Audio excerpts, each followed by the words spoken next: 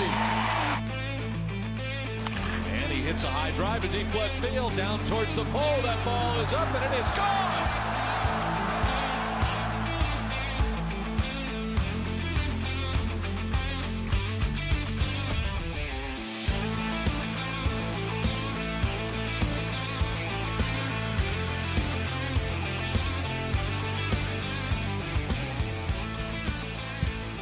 Good afternoon, everyone. It is Saturday, March the 7th. I'm Todd Kuhnen. Thanks for joining us here on the weekend sports roundup, sports update for all things high school sports, amateur sports in and around the Yuba Sutter area. The ability to do this show cannot be overstated by the importance of the Yuba Sutter Freebirds and the sponsorship of this show. It's just outstanding. Those folks over there are what make this show possible. Looking forward to a season coming up. I can't believe this, that here we are. I don't know what happened to January and February, but here we are, the first part of March, the last day that we can sleep in, because you got to set your clocks forward an hour tonight. What is that, 2 o'clock in the morning is when we do that? Is that? I'm looking at the crack tech over there who's just nodding, telling me, yeah, maybe. And then the intern coming up behind me, Bob Fischetti. Did we get it all worked out there, Bob? So this is the great thing about the really understanding technology and being on it. So the billboard behind us said Shaw and Associates, which I appreciate, Dave, but he doesn't sponsor the sports show. That would be the Yuba Sutter Freebirds. That's right. That's right.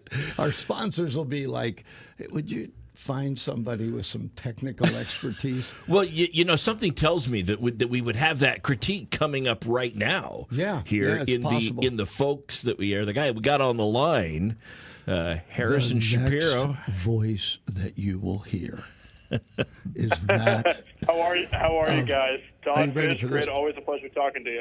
Harry Shapiro. Oh, so Harrison, you have now been renamed per Bob Fischetti. You're Harry Shapiro. I thought you were going to say Harry Fischetti, which is a scary thought. Yeah. You don't want to do that. That guy was a problem. Harry Fish is not a great name. No. You know what? That just sends an image that makes you never want to touch sushi ever again.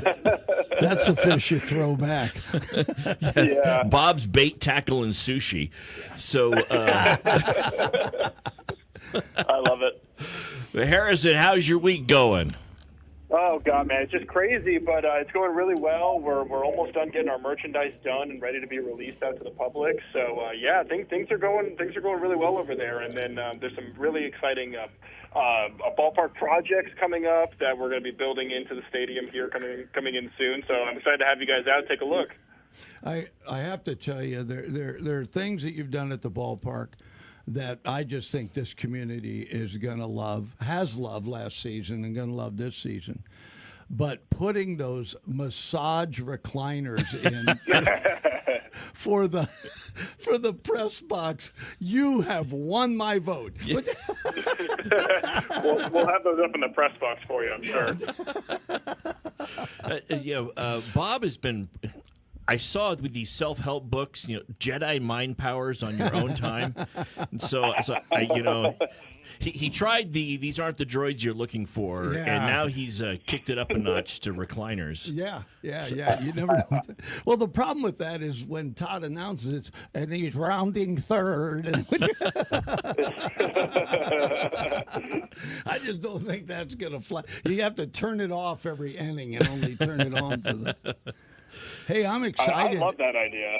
Are you getting farther along with that decking on that one end? That was brilliant. We are, yeah. So we actually had an architect out there on Friday, and he was taking all the measurements, and now he's currently writing up the plans. And We've been assured it'll be ready to go by late April. So, yeah, we're so excited to unveil it. And, yeah, we're going to have full cocktails, some street tacos, some other snacks, and it's going to be a really fun environment. Well, I think having the name the Jackson Shapiro Fun Deck was brilliant. Man, the whole field is his fun deck. He's got some amazing games planned this year. Our director from the beginning was, let's do something that you've never seen before at any minor league park. So we've got some really wacky and out there ideas, some of which are going to be incredible. Some may not work as well as others, but I'm excited for you guys to see it. Yeah, it never hurts to cast a wide net. Yeah. They can't all be winners, but you never know unless you try, right? Well, I don't know about that's things right. people have never seen, but I can guarantee things that people have never heard. Both Todd and I are going to try to pronounce the names of the players correctly this year. Oh, come on, let's not set that bar too high. Yeah, best of luck to you. They don't make it easy sometimes. There was a guy, Cuba.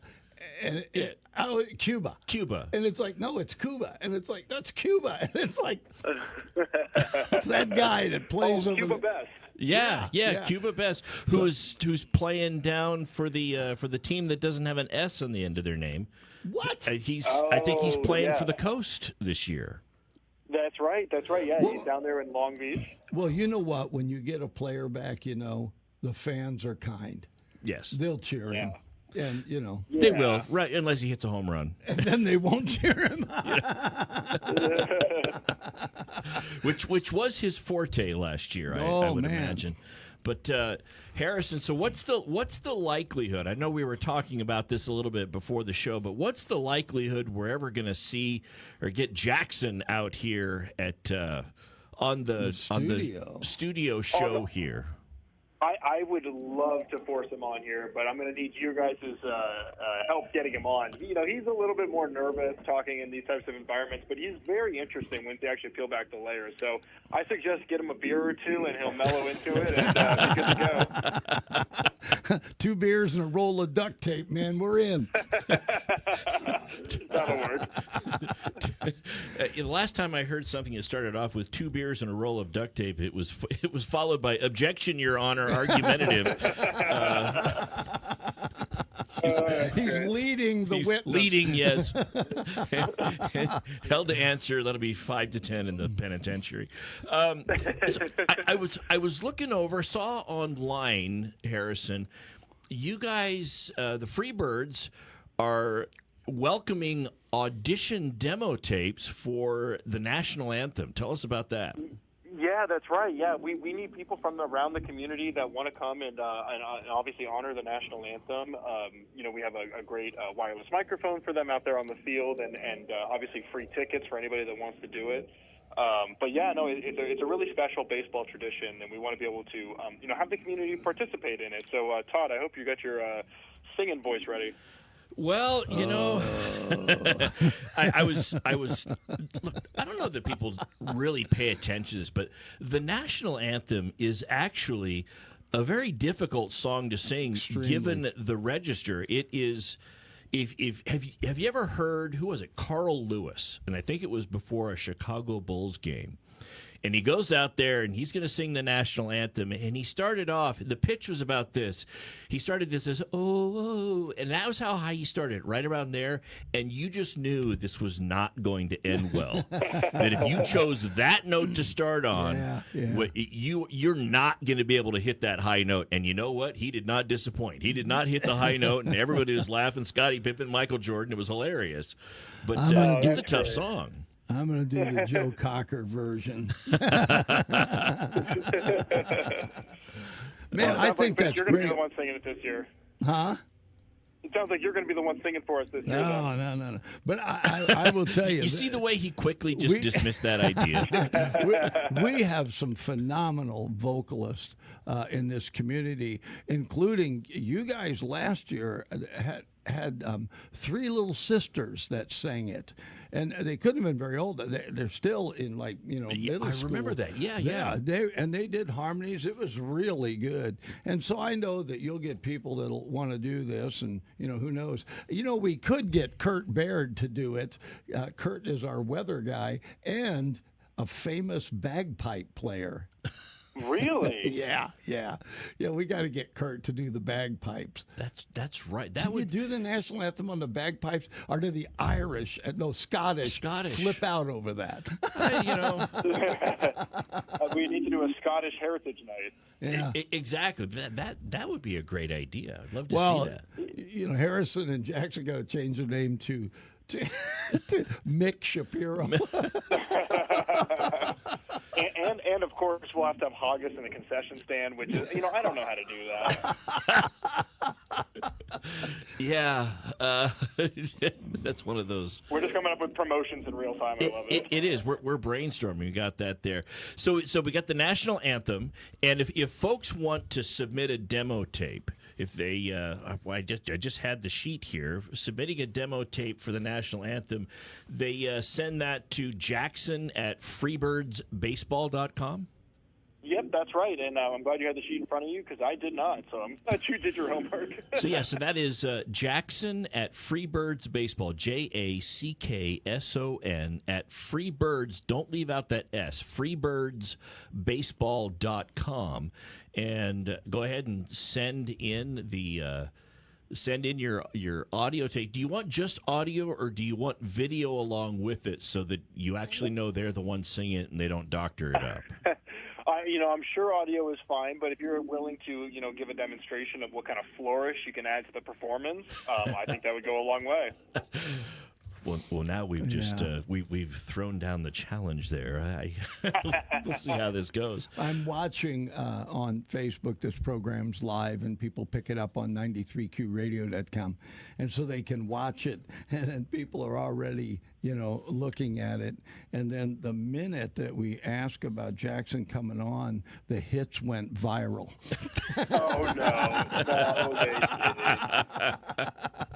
Nice. Okay, how about this then? We make it an absolute certainty he will be on next week. I think that'd be great. I'm going to etch it in stone right now. Yeah. I think what happens is you bring one side of what we're going to have with the Freebirds to the table, and Jackson brings another side. And I just think that I want him to understand you guys got some great people working there.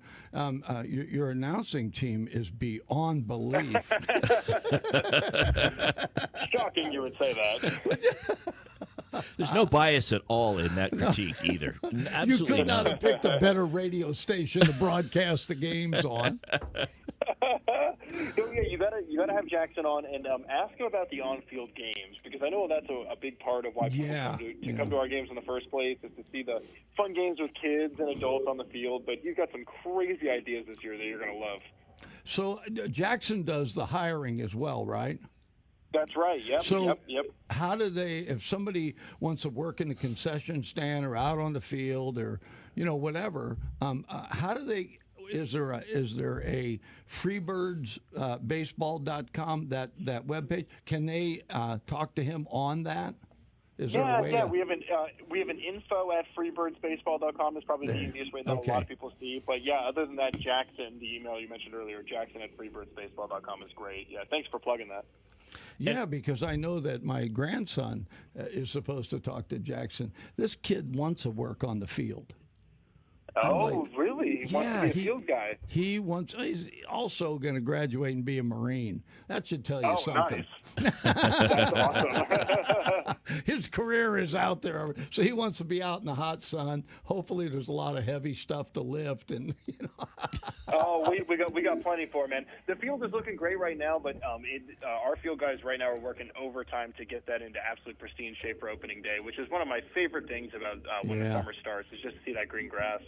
That's outstanding. In addition to the national anthem, other submissions that the Freebirds are still seeking are folks who want to be host families. Can we talk about that for just a little bit? Please, yeah. No, host families are a critical part of our business, and they're such a fun way for the players to be ingratiated into the community. And we're very much looking for people that have an extra bedroom and would love free season tickets to all of our games this summer, and would be willing to open their home to a player. And the player is really only there half the time, and mostly just to sleep and where they wake up in the morning because they play 96 games over 4 months, which is crazy. Yeah, they're not there to mow your lawn, do the. They're not free labor, folks. I'm sure that they would be happy to. But no, I've heard amazing stories. Yeah. I've heard amazing stories of people that stay in touch with their players that stay in touch with their host families for years and years and years down the road. It's a really beautiful part of minor league baseball. So yeah, thank you for mentioning that. We had a guy. He was a ball player. Came in. And I want to say he was playing here in the early 2010s. His name was Anthony Bass, and he went on to play Major League Baseball. And the reason this sticks out was I think it was 2018, 2019 along in there. He had his host family. He was playing for Tampa Bay, and they were playing the Giants. And he had maintained contact with his host family the entire time. It was like another family for him.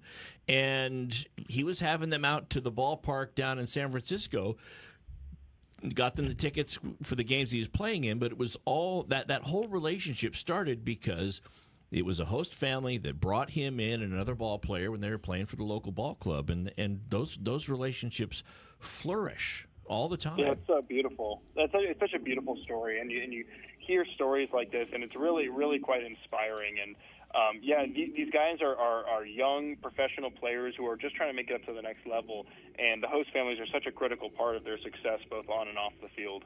So if somebody wants to get more information about being a host family, I would imagine there are some requirements, like they do have to have a dedicated room for the ball player and things like that. But if they need that information, they have to have a car, an expense allowance. Yes. No. Pancakes for breakfast, lots of pancakes. But can they get that? Literally. Yeah. The only requirement is just that you have a bedroom for the guy. And, if you want to reach out if you're interested about it, either my email, harrison@freebirdsbaseball.com, or the info@freebirdsbaseball.com. We would love to have you out. And then, of course, season tickets and a number of other perks for anyone that agrees to be a host family for the summer. Outstanding. That just, again, it's an awesome opportunity. And the perk here, in addition to the others, the free season tickets for the families that have ball players.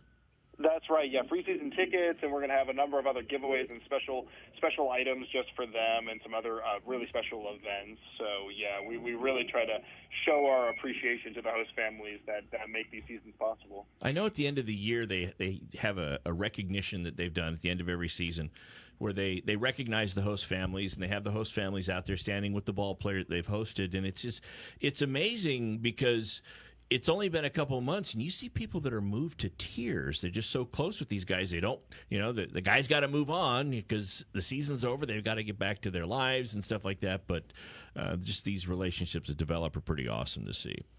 It's really special. I mean, when the guys are here for the summer, this is their entire life. I mean, they do nothing but play baseball, and then they spend time with their host families or they're traveling. And, so it's a really all-encompassing experience for them. So, when the season comes to an end and they go back to whatever part of the country they came from, it is really powerful. So, thank you for mentioning that. It's a beautiful part of the game.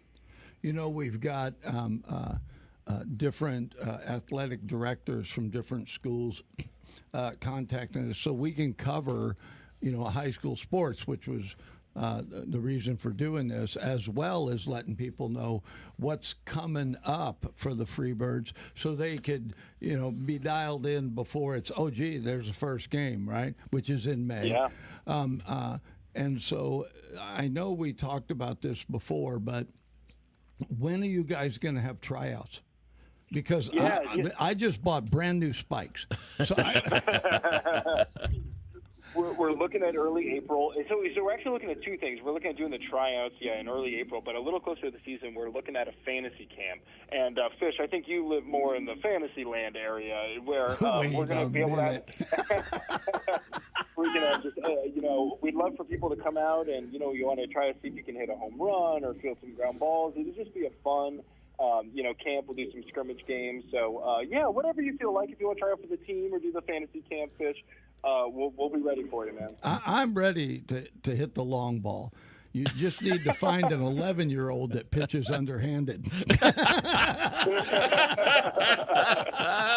And then I'm in, Harrison. I'm in. The long ball. Get back against the fence.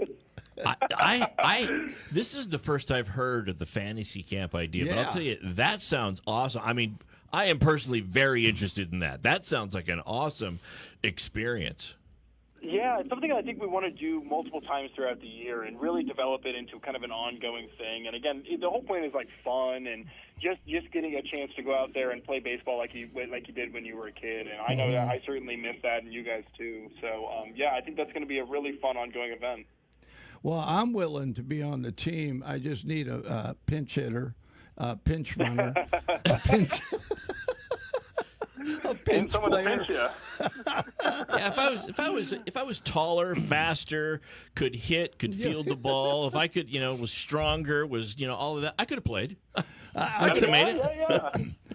You got the right brain for the game. It's all between the ears. Yes, Harrison, I tell people I have talked the talk and I've walked the walk. Now I'm sitting the sit. Sitting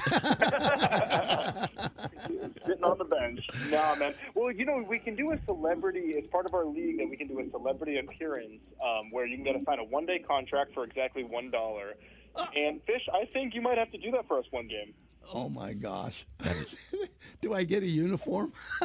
Yeah, you get a uniform, and how about a real-life at-bat? Oh, yeah. With that 11-year-old with that underhand pitch, I'm in. I think we wait to put you in till we got a guy throwing 98. Yeah, but that, man, all right. I'm glad you said that. So I want people to know this is pro ball.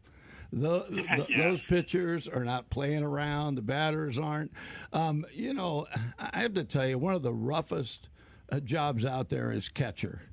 Man, they're taking heat and hits, and Todd has felt like he's not had his fair share of abuse in life. Look, I have a theory about catchers. My theory about catchers is, when all of the kids are playing baseball, everybody's afraid of getting hit by the baseball, but there's always one kid out there, maybe two on a ball club, that they get hit and you see it in their eyes. They're like, "Ooh, I liked that." Yeah. And then they go to their coach and they say, "Look, I really liked getting beamed by that ball. Is there a position that I could play that I have the potential of that happening at every pitch?" And they say, "Young man, you're a catcher." I have to say, I feel so seen right now. I was that weird kid. And by the way, I used to coach baseball as well. That is one of the hardest things to teach kids, is to not be afraid of the ball. But of course, it's natural instinct, right? Yeah. So you bring up a great point. Only psychos will be catchers. Well, my thing is, once I got hit, and I wasn't a catcher, but once I got beat, after that, I wasn't afraid anymore because I already knew how it felt, right? And honestly, those 3 years at the hospital were fine. They brought me school books and Jell-O. I was in. That is, my God. that is interesting. So I'll say we got to talking about host families, and my phone started blowing up just in the show here of folks that are hey, I want to do this, and I think there might be a lot of people trying to click on the link, because one person texted me and says, "Hey, when I go to freebirdsbaseball.com and I click on the host family thing, nothing happens." And so I brought it up while we were talking here. Give it a moment. It loads. It loads. It's just there might be a lot of people trying to click on it, but trust me, it loads because I'm looking at it right here, and there's interest there, and hopefully we'll get a lot of people putting in. Well, I'm so glad to hear that people are engaging with that, and thank you again for spreading that message. And, please feel free to email info@freebirdsbaseball.com or harrison@freebirdsbaseball.com, and we'll get right back to you. So, thank you very much for your interest. Outstanding. Yeah, so email info@freebirdsbaseball.com or Harrison. That's HARRISON, correct?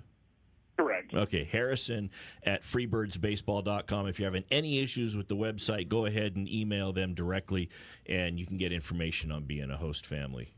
Or, well, or being a host person. Some people, just all the them. stuff that's going on, opportunity to be involved in local baseball, because local baseball is getting involved with you. And I just think it's a match made in baseball heaven. That's right. That's that my is opinion. beautiful. What do I know? I You may sit not up be a there in national the air anthem singer, but conditioning. you are a poet.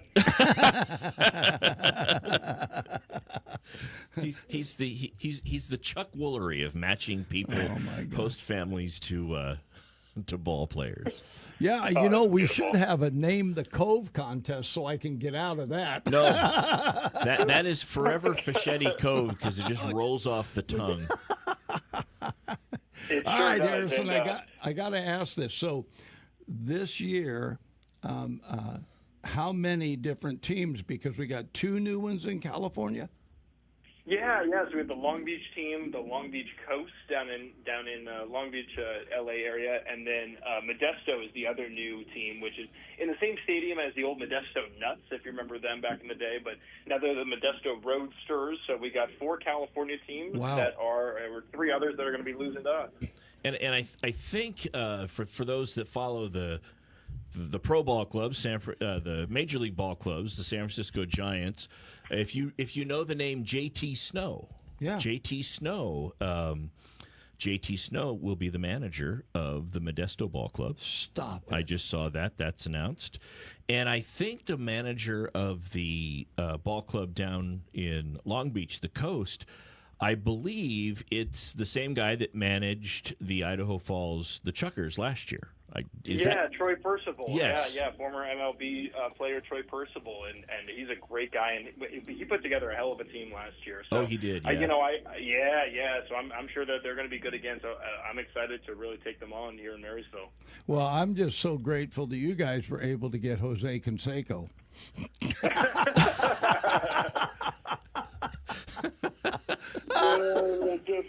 Did I ever tell you I was a catcher for him during a home run derby once at a minor league game? Oh, man. Please tell us, how did that go? Well, he was hitting softballs, 50 yards over the fence. It was unbelievable. Oh my gosh. Yeah, it was crazy. Definitely an experience, but a longer story for later, I'm sure. Wow. Jose Canseco. He was part of the Bash Brothers. He was. I remember seeing he and Mark McGuire. We'll get off on our anecdotes now. I was in law school down in San Diego. This would have been the mid-'90s. And, we went over to take in a Padre game, and the A's were playing, and I saw it's been the early 90s. He was still there. I saw Canseco and McGuire up close, and these guys were just massive. They made other pro ball players look tiny. Yeah. Just the two of them standing next to each other. It was amazing. Just the biceps were, well, anytime some guy's biceps bigger than my waist. People can see us on the screen on Facebook. So were they this big, Todd? Yeah. Welcome to the gun show there. It just I doesn't do justice. I have no biceps compared to them, but huge people, and maybe they say that doesn't help you hit the home run, but it does turn a pop fly into a home run. So did you? So I have to ask. You were waiting to announce the manager. Has that happened? No, so we're going to do it in late March, and we Okay. have a fun event planned. We're going to do a public event that we'd love for you guys to be at. I have some more details to come this week for you guys. Perfect. Whatever you got, just send it on over to Todd. We're going to continue to connect with local sports, get it on. There's been some amazing basketball, baseball players come out of this city, these 2 cities, and we're excited about it. We're wondering, who's going to show up for the tryouts, and then of course you guys bring players from California, but from all over. These fellas that they just want their shot. Yep, that's right, man. Well, we're so excited for the summer, and thank you guys for having me on as usual. I can't wait for Jackson to be on next week. Well, like I said earlier, I'm etching that one in stone. So he's got to be on now. You have committed him. Yeah, I've committed to him, and now it's just time to arm wrestle him into it. Sounds good, Harrison. Yeah, be careful he doesn't have you committed. Well, thanks for coming on the show. We're going to go ahead and talk a little bit about what's been going on with high school sports here. We've got the two ball clubs, two schools, Faith Christian women's basketball and Marysville High School boys basketball are still in it. Wow. And they're reaching the late stage rounds if Faith Christian prevails and they play tonight. If they prevail now, they go to I think it's like the Final Four. And we would like to say goodbye to Harrison. We just kind of moved on. Harrison, thanks for being that's on. quite all right. I was listening enjoying the preview. You're the man. I hope you guys have a great rest of your day, man. Thank you guys for having me on as usual. Really appreciate it. Thanks, Harrison. All right. Harrison Shapiro, the man of the hour. Yes. For the Yuba Sutter Freebirds, who sponsored this program, and we are very grateful for that because it gives us opportunity to highlight the accomplishments and achievements of our local athletes. So, having said that, I turn that over to my fellow Todd. So going to Faith Christian. So Faith Christian played, and it was probably and they played just a couple nights ago. That was probably the closest game they've had. They were playing, who are they going up against? Miramonte, and from Contra Costa County. And the game came down to the wire, and Faith Christian was able to pull out the victory 54-50, but it was not without its difficulties. Miramonte employed a different style than Faith Christian had seen before. They came out very physical, playing a very physical game, just roughing it up. It's like the team was not worried about racking up fouls. What they were trying to do is really make inroads into the big three for Faith Christian. When I talk about the big three, I'm talking about Lauren Harris, Presley Berry, two seniors, and Mia Bryant. Mia Bryan, the junior, who's going to carry the torch next year for Faith Christian after Harris and Berry move on, and both of which I'm sure have major scholarships. Yeah. I mean, if you think about probably several. Listen to this stat, Lauren. Listen to this stat, Lauren Harris. Are we cutting in and out? So Lauren Harris, she had 2 points last night, and she had 3-pointers, and it ran her career total to 3,478. Gee. Might let me see if I can see. We've got an issue there with the audio. It keeps cutting in and out. So as of last night, the conclusion of last night's game, she had a career total at Faith Christian of 3,478. That was good for number 3 all-time in prep girls basketball. I mean, it's just an outstanding season that Lauren Harris has had. And they needed every one of those points last night in the game to pull away with the 54-50 victory over Miramonte. And that performance by Lauren Harris was matched by 19 points from Presley Berry and 13 points from Mia Bryan. And like I said, it was what they needed because Miramonte came in very physical, playing a physical style of basketball to really take it to Faith Christian. But they weathered the storm, and they were able to come away with the victory. And it wasn't until the third quarter that they really pulled away. Faith Christian trailed a little bit moving into all of that. Did we get it worked out there? Well, hopefully. Yeah, it was something to do with your voice. Yeah, it could be. The microphone is allergic to me. Oh, it's a microphone and a phony at the mic. What are you talking about here? So the efforts of Faith Christian, again, they play tonight over at, it's a home game for them, and they play to move on. That effort was matched by what a week for Marysville High School boys basketball. Marysville High School, let's see, back on the 4th of March, they played. I had the name of the team there. They played. I have the player of the game with Jordan Witt, 28 points. He said he's very confident in his shot, and it certainly played through, and he was able to lead the Marysville High School boys basketball team to the victory, and that led them into a game against Chico. Now, when the playoffs started, Chico was the number 1 seed. Marysville was the number 8 seed, and I believe it was a 16-team field. And so Marysville was able to prevail in their game to get them to the last week's game against Chico, and the Marysville Boys Ball Club came away with a victory, 65-58, Wow. taking it to Chico. So as the 8 seed, they knocked off the number 1 seed, and the big thing for Marysville is, look, who is it? You've got Jordan Witt. And it's Witt and Martin are pretty much Stephen Martin. Those are the 2 big scorers for Marysville High School. And you know that the other ball clubs are going to come in and want to take those 2 guys out of the game. So the recipe for Marysville to really fight back at that is to have everybody get involved. After the first quarter, everybody, all the starters were in the scoring column. And so at that point, Chico doesn't know who to guard. You know, if you try to focus to shut down Martin and Witt, the other 3 ball players on the court were going to take it to them, and they came up with it. And that led to, and mind you, they're also playing in Chico, so this was an away game for Marysville. In the third quarter, at the end of the third quarter, Marysville was ahead 58-43.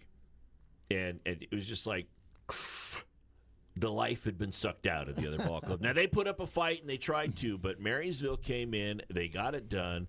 They continue to play, and the next game is tonight for them, 7 p.m. against the Half Moon Bay Cougars. They have to go to Half Moon Bay to play that. So it's an away game for them. We'll tell you next week how things turned out for them. But 2 ball clubs still in it for high school basketball. It's just an amazing season those 2 teams are having. Is this Marysville first time to do this? I don't believe so. I think they've had a pretty good team. It's everything that I have read is Marysville is trying to match the efforts of a previous team, the 2022-2023 squad. That was where they really they really took it as far as they could, and this ball club is trying to take what they saw from the 2022-23 ball club and match that. And Marysville so far has been doing that. It's pretty awesome to see. Have you been able to make it out to one of these ball games with high school basketball? No, I get up at 4:30 every morning. Oh, yes, to see this violin I'm playing. It's not like you don't have a radio show to take care of. Yeah. Well, it's really funny. There's so many good things going on in our community, and especially with high school sports. And I could get down the list. We all know that major players have come out of our high schools, and this is just a season. It's not that I don't like baseball. I love baseball, right? But when it comes to basketball and the other sports, I'm just not as, right? But because a good game's a good game. I like a tight game, whatever the sport is. And when you find players that just all of a sudden it's like they're right on the top, like you're talking about. These kids just show up. All of a sudden, coach is coaching for years, and he ends up with a couple of ringers that he's like, these can't be high school players. Yeah. These have got to be. How did we get these?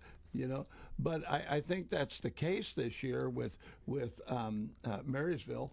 And I can understand why they're saying, hey, look, 2022-23 team was great, but we got great players and we're going to go on. I did like what you said about Faith Christian having already, I love it when a team's deep, and already having players that next year they're going to be able to have them in. Oh, yeah. Mia Bryant right now, it's I don't want to say three-headed monster. That makes it sound odd, but it's the trifecta. You got three ball players that are just very good, and she is the one that's carrying the torch. She's the only one coming back of that threesome, and so Faith Christian's going to have other girls stepping up to fill that void so they can keep doing it. But the great thing is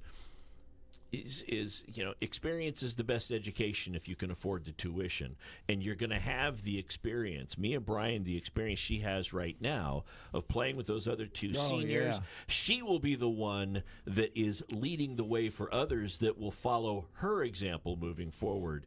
And just the way the coach over there has it done, I have no doubt that next year's team is going to be matching the efforts of this year's team. If you got a good program, you got a good program. Yeah, I was going to say, I do want to give a shout out to coaches that have been long term. Sutter certainly has some coaches at sports out there that have been there for a while. I just think it's amazing because we always talk about the players, but those coaches work hard. They're year after year, they're developing the team, and they're all different. I recently had the privilege of having two of Sutter's teams that are not atypical of sports. Their rifle team, and then also their shotgun team, and just great coaches. The kids they're nailing it. They're winning championships, and so I just did a retreat with some people and found out one of the young girls that was there. She got a scholarship to college from the rifle team out of Sutter. Yeah, yeah. And it's like you just don't know, man. I mean, she's like no bigger than a minute, right? But she can handle that rifle. So, yeah. And it's like that, that we've got all these great coaches, great sports in our area, and we're going to endeavor to reach out to more of them, get some of the kids on the air, and then of course when the Freebirds start bringing in the players. Harrison's already told us we're going to get the players. They're going to be introducing the new team manager. I'm sure we'll get some of their coaches. And that'll be great to have them able to come on and talk about the development of the ball club from the time that they finally get the players signed. How critical it is from signing to the opening of spring training to the first day, and everything that has to happen in that period of time. That's where the identity of your ball club is forged, and you really find out what mix you've got with that group of ball players that you've assembled. Yeah, and it'll be great to have the coaches on here that can speak to that. Well, we get this is what I know about fans. They're very forgiving, because their favorite player will leave and go to another team. I'm a Cardinals fan, and when Pujols left, I thought, if you'd have stayed, you'd have never bought a meal in your life in St. Louis. And, and I think it's that way. And we've been the same here. The fans just love the players we had last year. The difference here is these guys are trying to go on. Yeah. So it's not often, but sometimes you'll get the player back. And then you were mentioning, we were talking earlier, one of the players everybody liked is now playing for an opposing team. Exactly. But we will be kind. But, and I'm glad that you mentioned that, because I remember last year we were interviewing Brett Wozniak. Yep. Who did not like the nickname that another person had given him, and so we won't call him the Wizard of Woz. Yeah. We're going to stay away from saying Wizard of Woz. Because the Wizard of Woz didn't like Wizard of Woz. He did so not we're not like going to that. say it. He did not like that. And again, it wasn't a nickname I came up with. No, it was a board operator. That's right. The board operator came up with it. But here's the thing.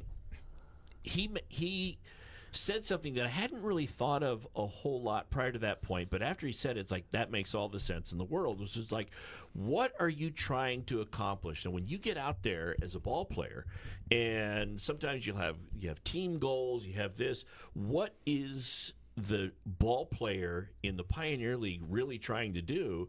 And ultimately, they're trying to have their contract picked up by a big league ball club. Yep. That's what they're trying to do. And they're working hard toward that goal. And last year we did see a couple of ball players got their contracts picked up. One was like early on in the season, ended up like in the second week of the season being picked up by the Houston Astros ball club organization. So he went on there. And that's what these ball players are really trying to focus on, is to get their contract picked up. So we'll see him come through. And I think that is a big difference from the previous product that we've had on the field. Look, when the high wheelers, or not the high wheelers, the Drakes were here. Say what you will about them. I always liked the product the Drakes put on the field. I loved the ball players. I thought their manager was outstanding. The ball players were great. The Gold Sox, prior to that, the difference between the Gold Sox and the league that they played in, the type of players there, and the Pioneer League is this. With the Gold Sox, they were all college ball players that were playing in a summer wood bat league that were still going back to their colleges to play the following season. And sometimes they were on loan to the ball club from their college teams. And so you'd have ball players that would come here, and maybe their coach would say, okay, I'll let this guy pitch, but he's got an inning cap. I'm not going to let him pitch more than 20 innings the entire season, because I don't want to blow out his elbow. And so you'd have these inning caps for ball players. You get folks here for a little bit, but they weren't here, but they were college ball players. The guys that are on the field that will be taking the field in May, that took the field last year, are done with their college. If they went, these are professional ball players.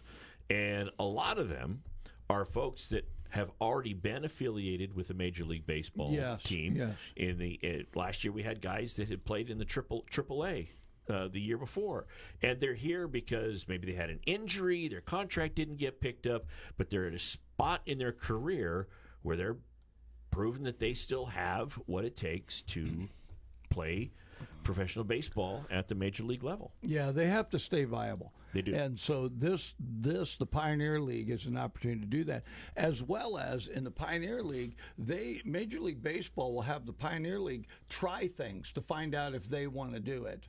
And there were some things that we got to see last year that I just thought were a kick.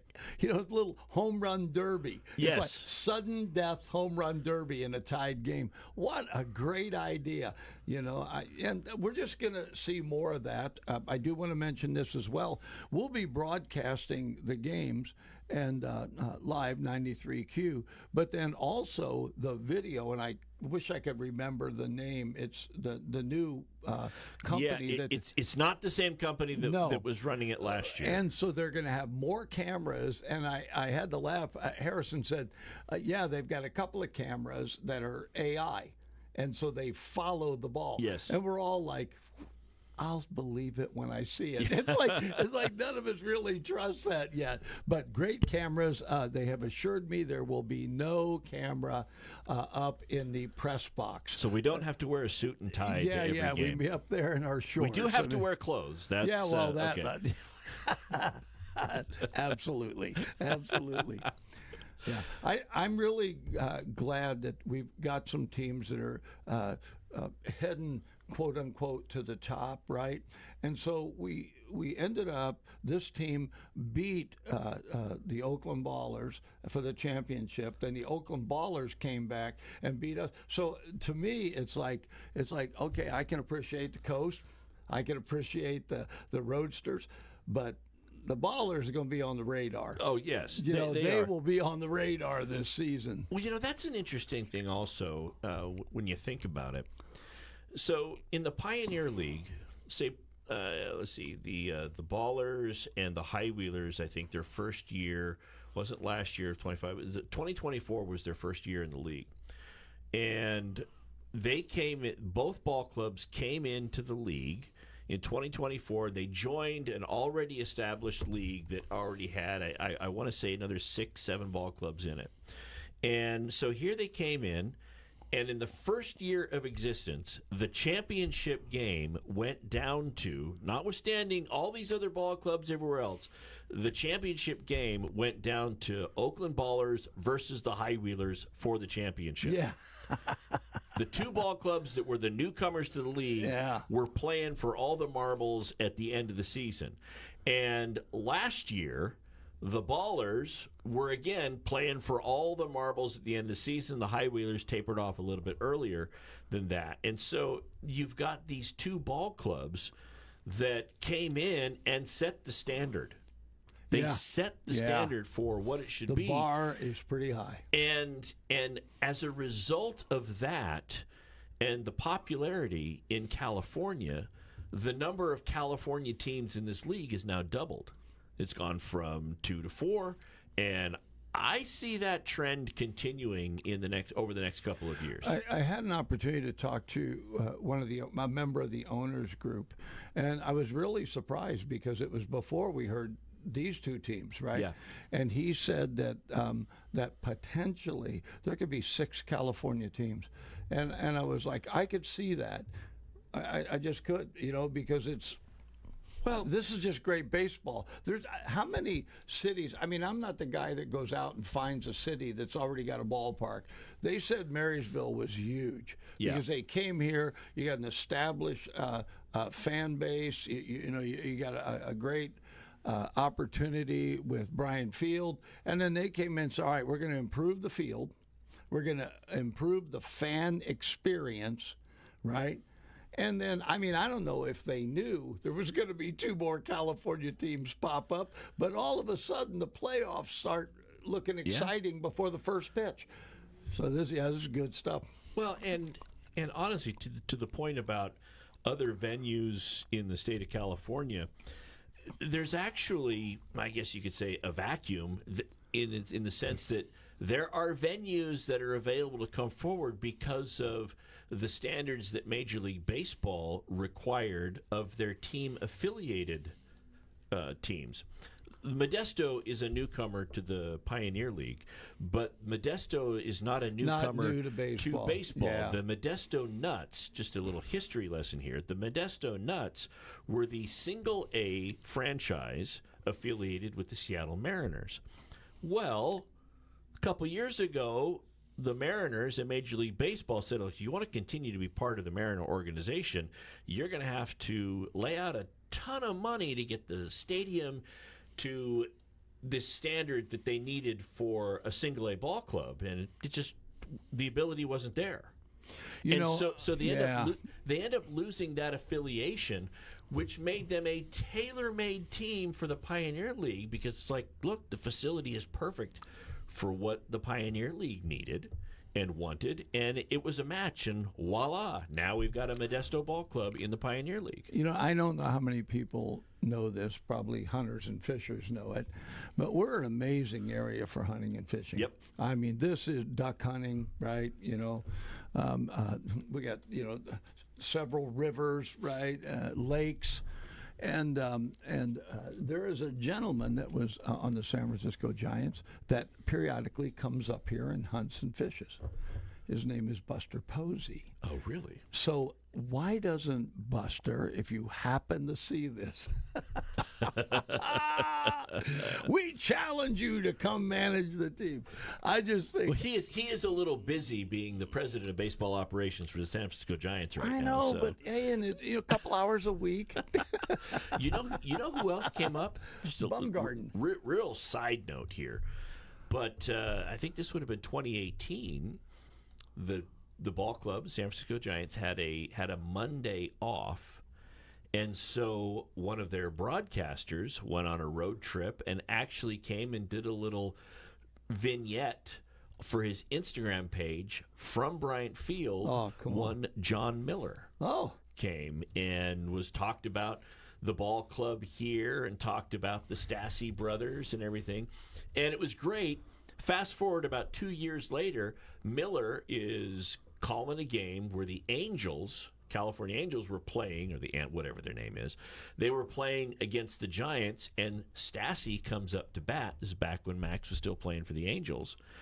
And Miller immediately goes in telling that story about how he had come up here and saw the ballpark and everything, talking about the Stassi brothers. It was pretty cool to see. Pretty cool to see. You know, you just got to love it.